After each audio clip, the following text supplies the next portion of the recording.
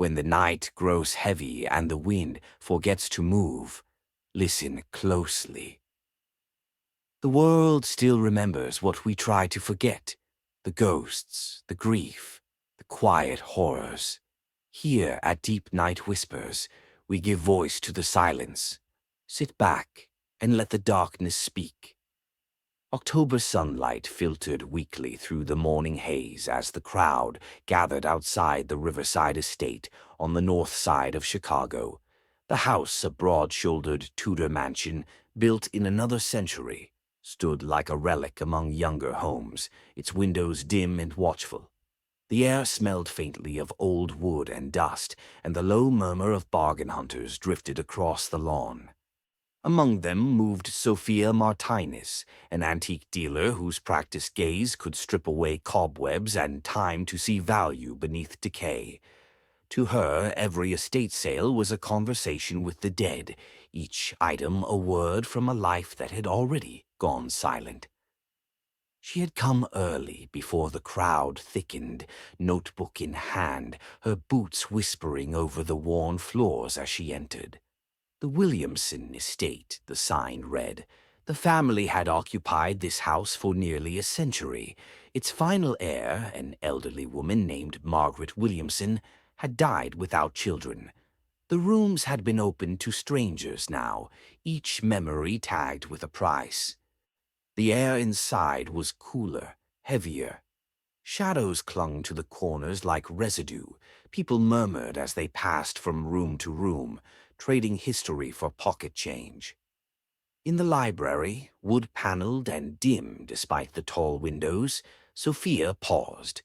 The air carried a faint scent of tobacco and polished leather, as if the last occupant had only just stood up from his chair.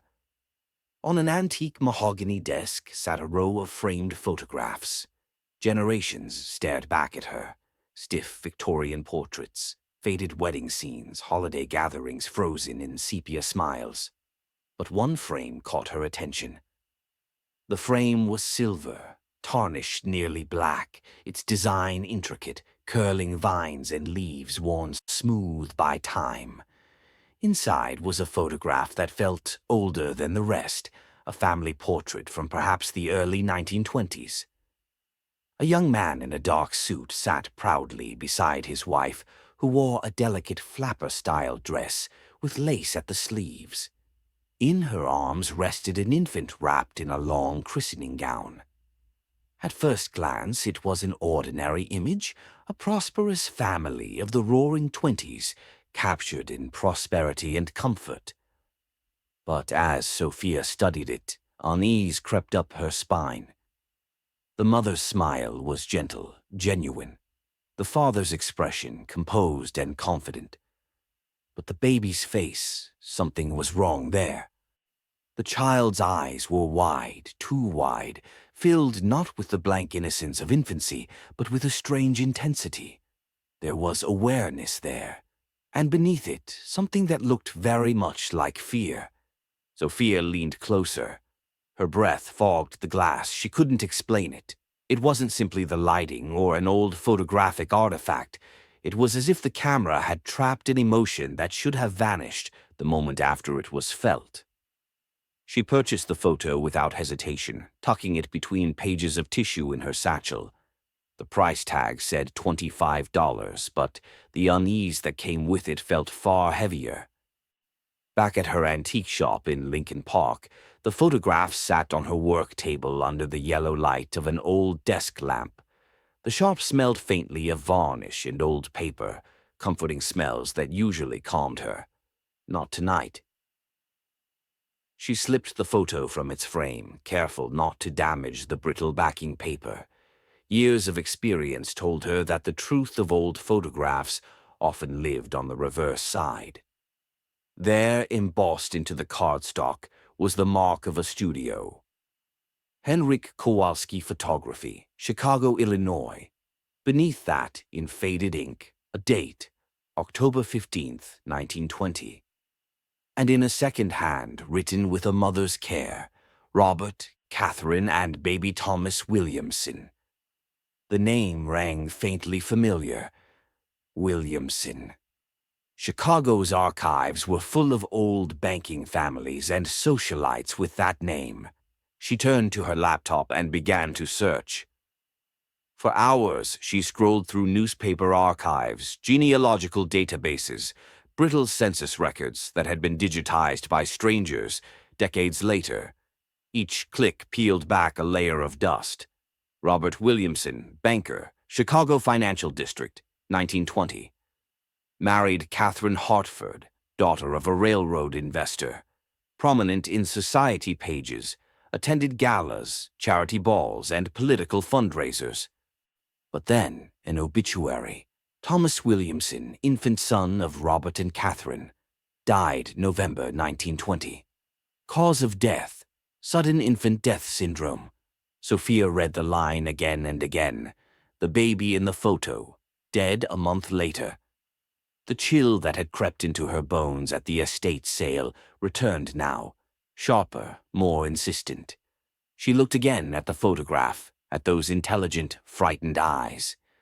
Had the child sensed something, something that the adults couldn't? That night she barely slept. Shadows from the street light painted the walls of her apartment in moving stripes, and the photograph, resting on her desk, seemed to hum with quiet tension. By morning, she had made up her mind. There was only one person she trusted to examine it further. Dr. Elizabeth Chen, historian of photography at Northwestern University. A friend, a skeptic, and an expert on early 20th century portraiture. Sophia dialed her number. "Liz, it's me. I've found something strange." "What kind of strange?" "The kind that looks back at you." There was a pause on the line, then. "Bring it tomorrow. I'll clear the schedule." Dr. Chen's office smelled faintly of old chemicals and film paper. The shelves behind her desk were crowded with cameras, box Kodaks, bellows models, even a massive plate camera from the 1890s. The room looked more like a shrine than a workspace. She accepted the photograph with gloved hands, sliding it under the glow of a magnifying lamp. "Kowalski," she murmured. "Now there's a name. Immigrant from Poland, came to Chicago around 1910, famous for portraits that felt alive. Collectors love his work. It said he could see things others didn't." Sophia folded her arms, watching the historian's face as she leaned closer. "Oh, do you see it too?" "I see excellent composition," Dr. Chen said, adjusting the magnification, "and something unusual in the child's expression." She paused. "Babies this young don't usually focus like that.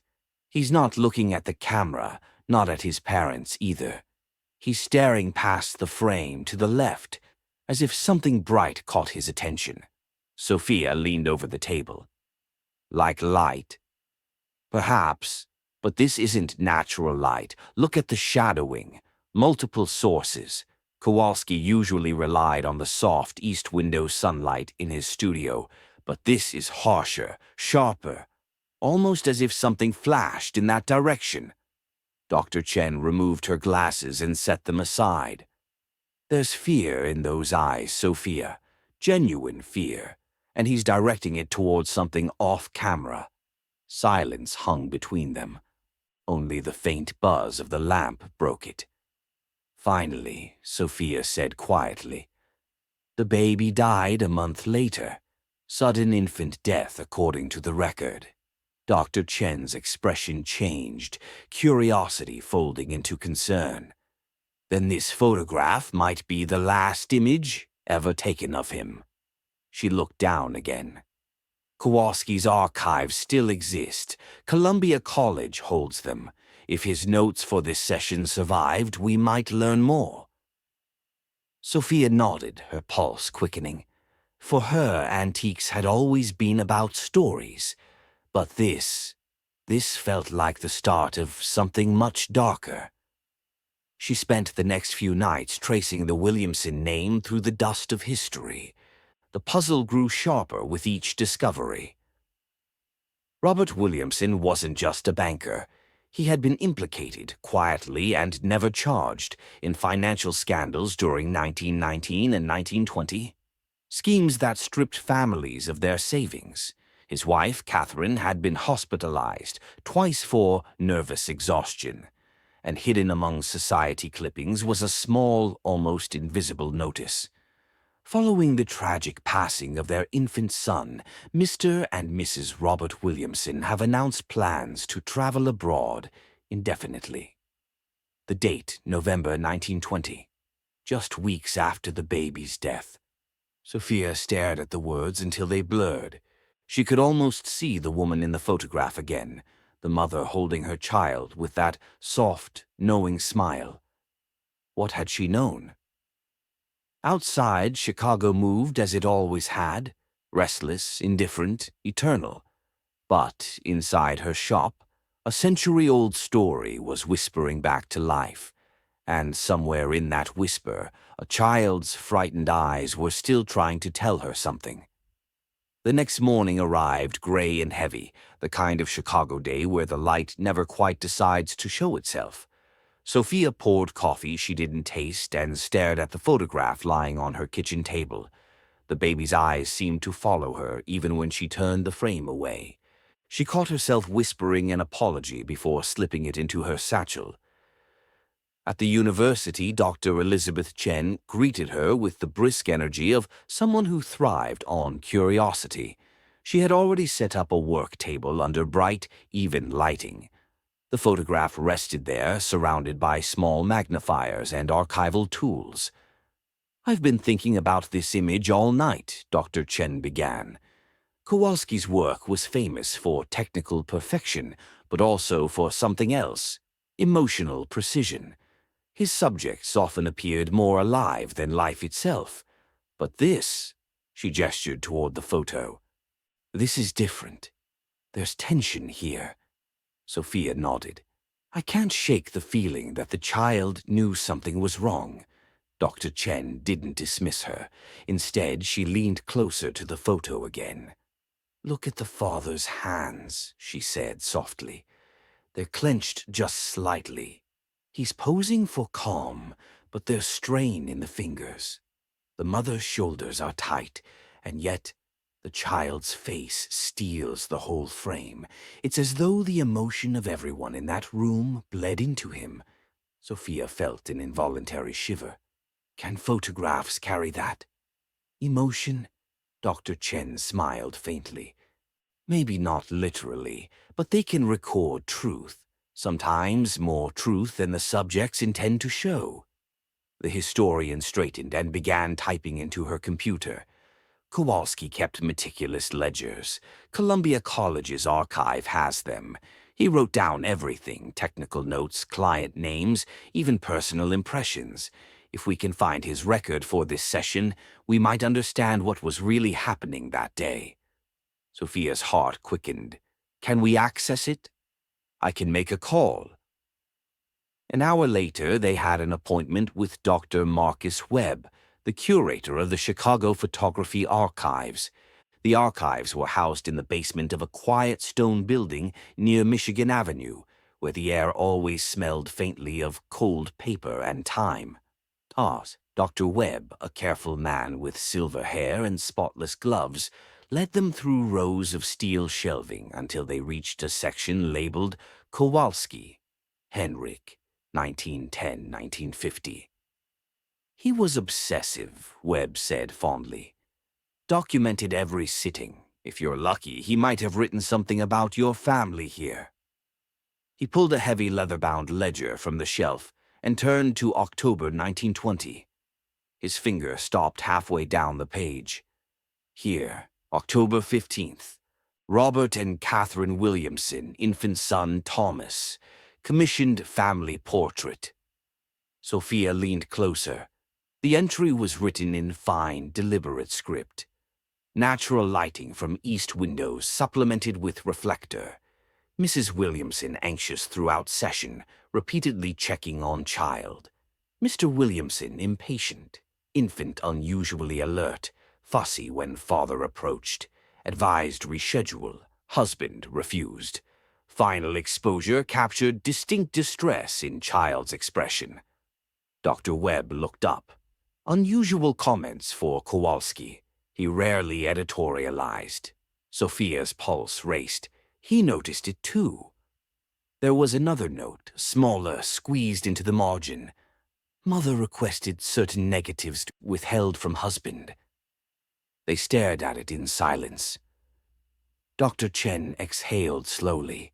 That's significant. Sophia felt her throat tighten. Why would she do that? Dr. Webb replaced the ledger gently. Perhaps she saw something in the images she didn't want her husband to see.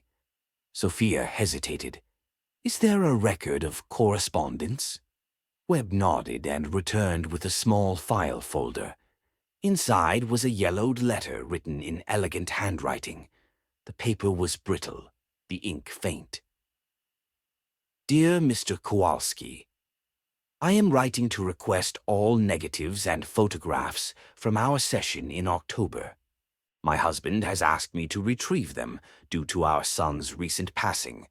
However, I ask a personal favor. If you observed anything unusual during our time in your studio, anything that concerned you, please keep a private record. I fear there may come a day when such details matter. I enclose payment for an extra set of prints for your own files. Please do not mention this to my husband. Sincerely, Mrs. Catherine Williamson. The three of them stood motionless after reading it.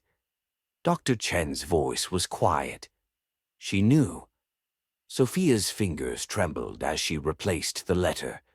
She suspected her husband had done something. Dr. Webb shut the folder and looked grave. This is delicate material. Officially, the archives never investigate the personal content of records. But he met Sophia's eyes.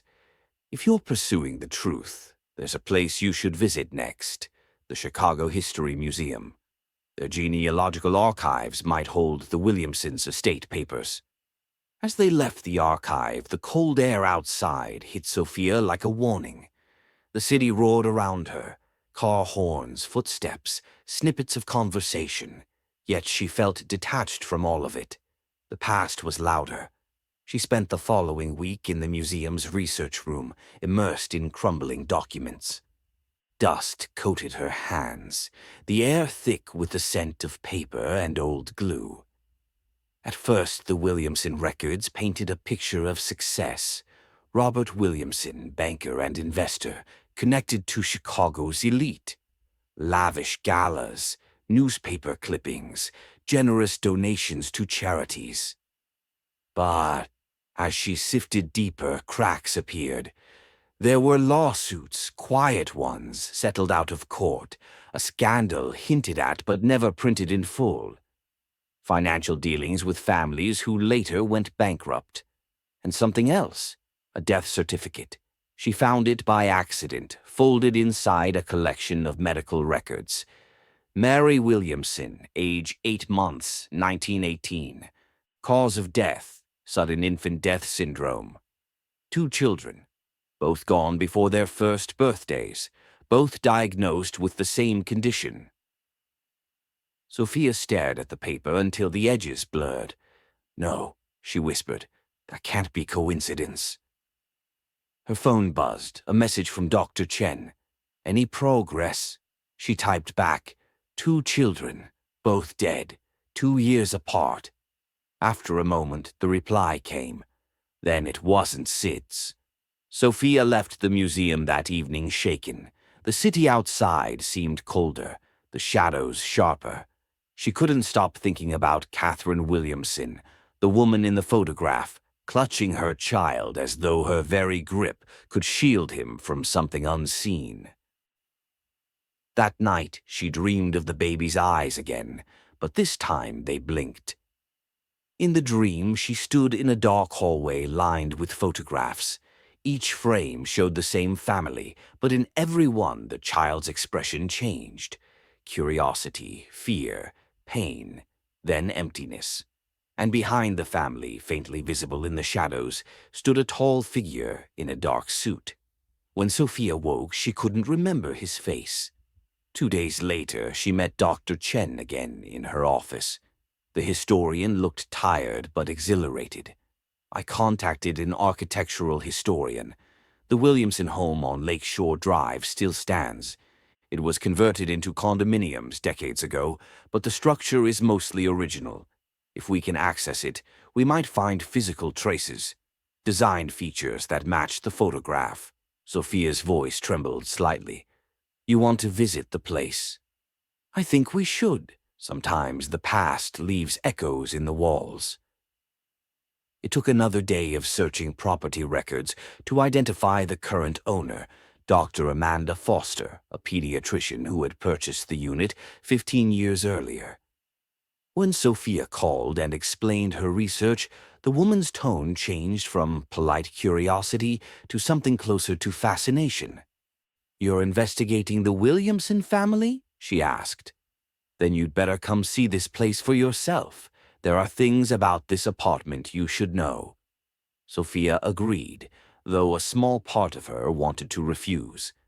The house on Lakeshore Drive had waited a long time, and she wasn't sure she wanted to hear what it remembered.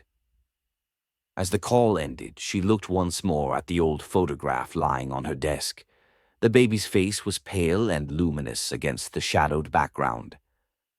He seemed to be watching her, as though waiting for her to find what everyone else had missed.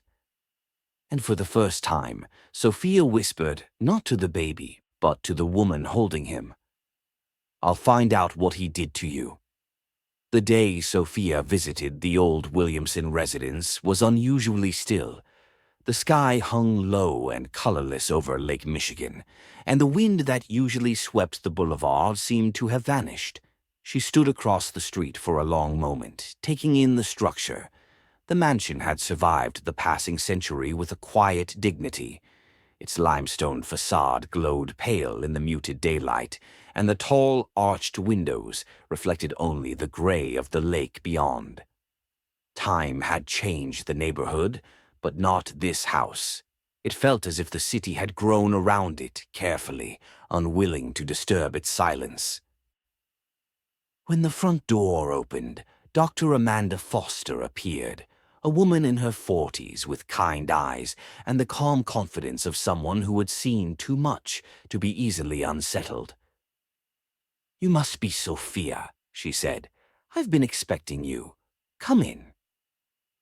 The interior was bright, modern, and tastefully renovated, but beneath the polished floors and new fixtures, Sophia could sense the age of the place. The walls felt thick with memory. I've kept much of the original structure, Dr. Foster said as she led her through the foyer. When I bought it, I learned it had been owned by the Williamson family in the early 1900s. Their story intrigued me at first. Later, it unsettled me. Sophia followed her into a spacious living room. Sunlight filtered through restored windows, and even in its modern state, she could recognize the bones of the room from the photograph, the placement of the windows, the curve of the crown molding, the dark wood fireplace. This, Dr. Foster said softly, is where your photograph was taken. Sophia took the print from her bag and held it up, aligning it with the space. The geometry matched perfectly. The couple had sat near the window, the child in the mother's arms, the father poised just slightly forward. For a moment she could almost see them, the flash of the old camera, the careful arrangement, the soft sound of a baby's breath. Dr. Foster watched her quietly. You feel it too, don't you? Sophia lowered the photo. Something about this room is heavy, as if it's still holding on to that day. Dr. Foster nodded. When I first moved in, I thought it was imagination. Old houses creak, they settle, but this one, sometimes it feels like it's remembering.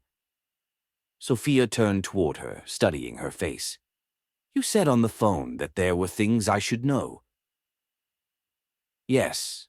Dr. Foster hesitated, then motioned toward the hallway. Follow me.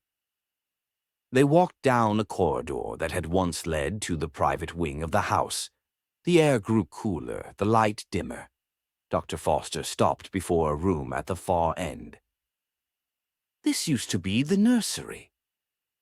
Sophia stepped inside. The space was now a home office, bookshelves, a writing desk, soft lighting. Yet something about the proportions felt wrong. The air had a faint scent of lavender and dust, as though a trace of old perfume lingered. "When I was renovating," Dr. Foster began, "I decided to preserve a portion of the original wallpaper. I discovered something behind it that I couldn't ignore." She pointed toward one wall where a section of faded floral wallpaper had been framed under glass. The pattern was delicate, pastel vines on cream. "Look closely," she said. Sophia leaned forward. Among the flowers, faint and irregular, were dark stains, small oval smudges. "Fingerprints," Dr. Foster said quietly, "tiny ones about the height of a crib." Sophia's stomach tightened. "Are you sure?" "I had them tested," the doctor replied, "not professionally, just curiosity at first. They're real prints, preserved somehow by the varnish of the old wallpaper. And there's something else." She crossed to a drawer and took out a small envelope, from which she removed a lab report. "These darker stains tested positive for a compound that was common in certain 19th and early 20th century medications. Laudanum." Sophia's heart pounded. "The opium-based sedative?" "Yes. In those days it was used for everything. Headaches, anxiety, even to quiet fussy infants. But in high doses," she paused, "it could be lethal, especially to children." Sophia stared at the preserved wall. "You think Robert Williamson was using it on his children?" "I think he was doing more than that." Dr. Foster's tone darkened, and Catherine suspected it. She walked to her desk and retrieved a weathered folder. "When I moved in, I found this behind a panel in the basement. Old papers, correspondence, household bills, all dated from the 1920s. This letter was inside." She handed Sophia a folded sheet of stationery. The ink had bled faintly with age, but the writing was still legible. "Dearest Margaret, I cannot stay here another day. Thomas is gone, just as Mary was. The doctor says it is the same sickness, but I know better. There is something in Robert's eyes when he looks at the children, something cold, something I fear. I found the bottle again, the same one I saw when Mary was ill. Laudanum, more than anyone could need. He says it's for his back, but he never touches it himself. The night Thomas died, he was alone with him for over an hour. When I touched my baby, his skin was cold. Too cold. I am leaving before I end up like them. Your sister, Catherine." Sophia lowered the letter slowly. The words seemed to pulse in her mind. "She tried to warn someone," she said softly. Dr. Foster nodded. "It's not the only thing she left behind. There was a second page, part of a diary, I think." She handed Sophia another sheet, the handwriting more erratic, the ink darker, pressed into the paper. "October 10th, 1920. Thomas sleeps too deeply. I hear his breathing falter sometimes. Robert insists it's nothing. But the medicine, I know he gives it to him, says it calms the child for the photograph, that it helps him rest. But it's wrong. I can see it in Thomas's eyes. He looks at his father with fear." Sophia felt the blood drain from her face. She wrote this 5 days before the photograph was taken. Dr. Foster exhaled. Exactly. The photographer captured that fear. They stood in silence, the gravity of it pressing down on them. Dr. Foster spoke again, quieter now. "I've lived in this apartment for 15 years.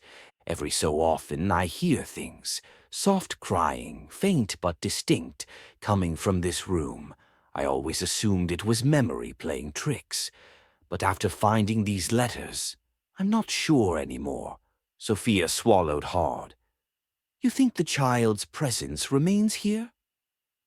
I think this room remembers suffering, Dr. Foster replied, and memory, in its own way, can echo. Sophia took another long look at the wallpaper, at the ghostly fingerprints that had survived a century. Her voice was barely above a whisper. He died here. Yes, said Dr. Foster, and he wasn't the first. For a long moment, neither of them spoke. Then Dr. Foster's tone shifted, practical, determined. You need to take this letter and diary page. Someone should know the truth. I've lived with it long enough.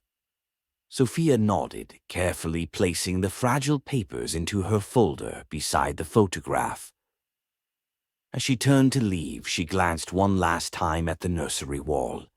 The faint shapes of those tiny hands seemed to shimmer, as if reacting to her gaze.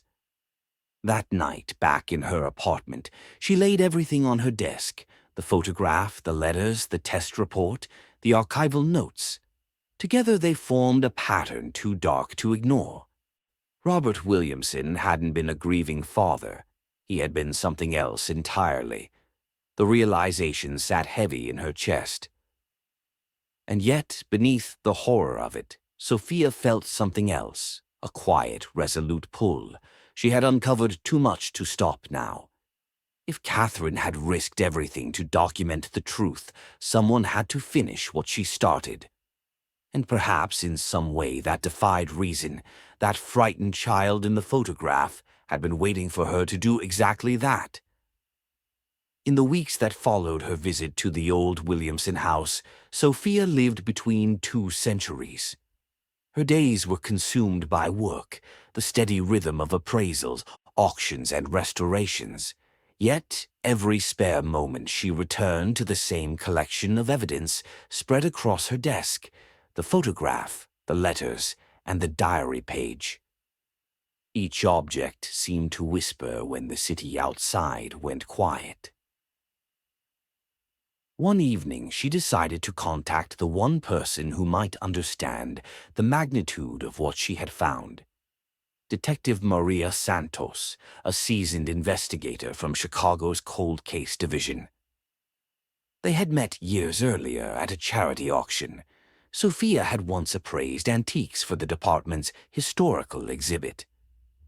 When she explained what she'd discovered, the detective listened without interruption. When Sophia finished, there was a long pause. "Miss Martinez," the detective said finally, "I can't open an official investigation into a 100-year-old death, but off the record, I'd like to see what you have." They met the next morning in Sophia's shop. The detective examined each piece carefully, her brow furrowed. "You're telling me," Santos said, "that this man, Robert Williamson, might have killed both his children?" "Yes, and perhaps more," Sophia replied. "The photographer documented the child's distress. The mother left letters. The evidence lines up too perfectly to ignore." The detective leaned back in her chair. "It's not impossible. In that era, men like him were untouchable. If the doctor said SIDS, that was the end of it." She opened her laptop. "Let's see where our banker went after 1920. A few minutes later, the screen filled with search results. Santos scrolled, eyes narrowing. "Here's something. He remarried in 1925, a widow named Helen Morrison. 2 children from her previous marriage. Both died within 2 years. Sophia felt a chill rise up her spine. How? One from pneumonia, one from something called wasting sickness, and his second wife died soon after. Official cause, grief. Or poisoning, Sophia whispered. Detective Santos closed the laptop. He inherited her estate, moved to California in 1930, died in 1954, wealthy, respected, never remarried. The shop felt smaller then, as if the walls were closing in. Santos stood. You've uncovered a pattern of serial killings, hidden in plain sight. A man who murdered his own family, again and again, protected by his wealth and the ignorance of his time. Sophia stared at the photograph on her desk. He got away with it. The detective nodded slowly. Until now. For a long moment, neither of them spoke. The baby's face in the photograph seemed to glow faintly under the lamplight, those wide, knowing eyes frozen in eternal witness. "Keep your notes," Santos said as she left. "Even if there's no prosecution, there's truth here, and truth matters." When she was gone, Sophia remained seated, staring at the child's expression. He hadn't been crying in the photograph, she realized. He had been watching. A few months later, an email arrived from Dr. Patricia Williamson, a retired psychiatrist living in Oregon. She had heard of Sophia's research through an academic contact and claimed to be the great-great-niece of Catherine Williamson. Her message was simple. "I believe you have found what my family tried to forget. I have something that might help you understand the rest." They met a week later at a quiet cafe near the river. Dr. Williamson was elderly but sharp, her eyes bright behind wire-framed glasses. She carried a worn leather satchel which she placed gently on the table. "My grandmother was Catherine's sister," she said. "After Catherine fled Chicago, she sent letters, pages from her diary, notes, even legal documents, but she never dared to go to the police. She said no one would believe a woman accusing her husband of murder." She opened the satchel and drew out a small bundle of yellowed pages tied with faded blue ribbon. "This is what she left behind," she said softly. "We've kept it for generations. None of us ever had the courage to read it all." Sophia untied the ribbon carefully. The pages smelled faintly of lavender and age. The handwriting was unmistakably Catherine's. One entry was dated October 15th, 1920, the day the photograph had been taken. "Today we sat for the portrait. Robert protested, said the baby was too restless, but I insisted. I wanted a memory of Thomas before the sickness took him too. I saw the way Robert looked at him, not with love, but calculation, as if he were measuring something invisible. The photographer was kind.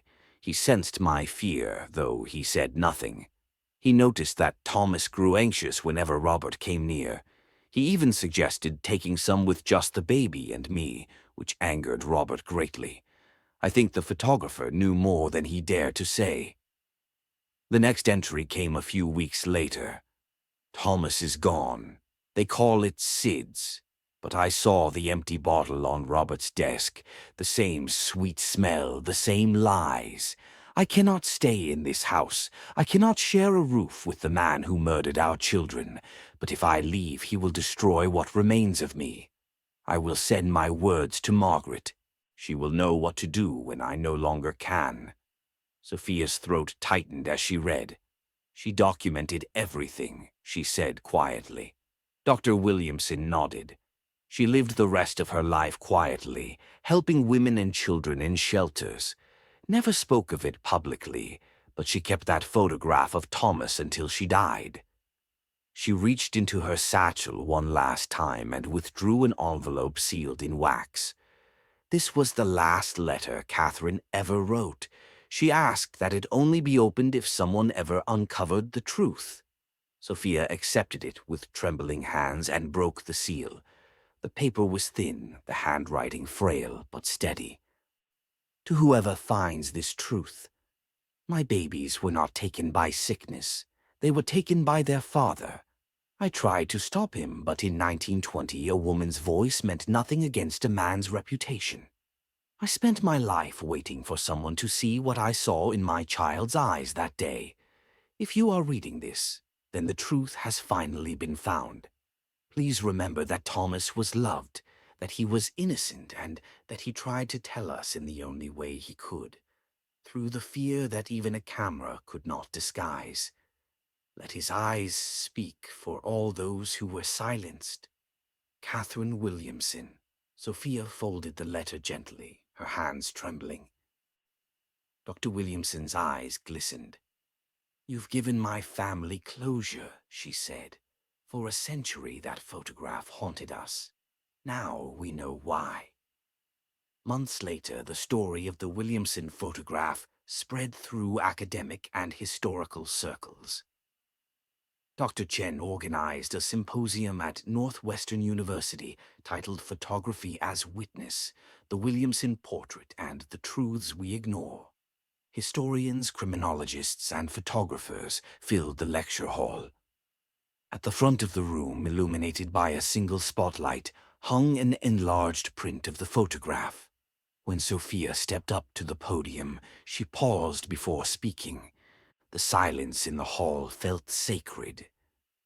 "This image," she said, "was once thought to be just another family portrait, but within it lies the record of a child's final plea, a truth frozen in silver nitrate. The camera saw what no one else dared to." She told the story from beginning to end, the estate sale, the discovery, the archives, the house, the letters, the research. When she reached the end, her voice softened.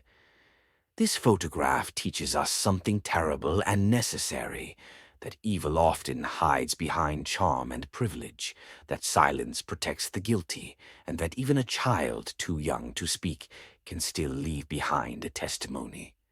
When she finished, the audience sat in silence for several seconds before the applause began. Slow, subdued, respectful. Afterward, as people drifted out, Dr. Patricia Williamson approached her, tears in her eyes. "Thank you," she whispered, "for listening." Sophia nodded, unable to speak. Later that night, after the hall had emptied, she returned alone to the display. The portrait hung in the quiet glow of a single light, the mother, the father, and between them, the infant, forever caught between two worlds. For the first time, Sophia thought the baby looked at peace. The fear in his eyes had softened into something else, recognition, perhaps, or gratitude. She whispered softly, "You're not forgotten."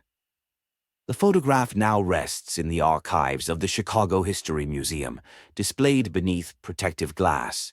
Visitors pause before it, drawn by something they cannot name. Most say it's the baby's expression that holds them. Some call it eerie, others sad. But those who linger longest swear that if you stand very still, the faint reflection in the glass shifts ever so slightly, as if the child is looking not at the photographer, but at you. And in that silent gaze, a century later, the truth still lives.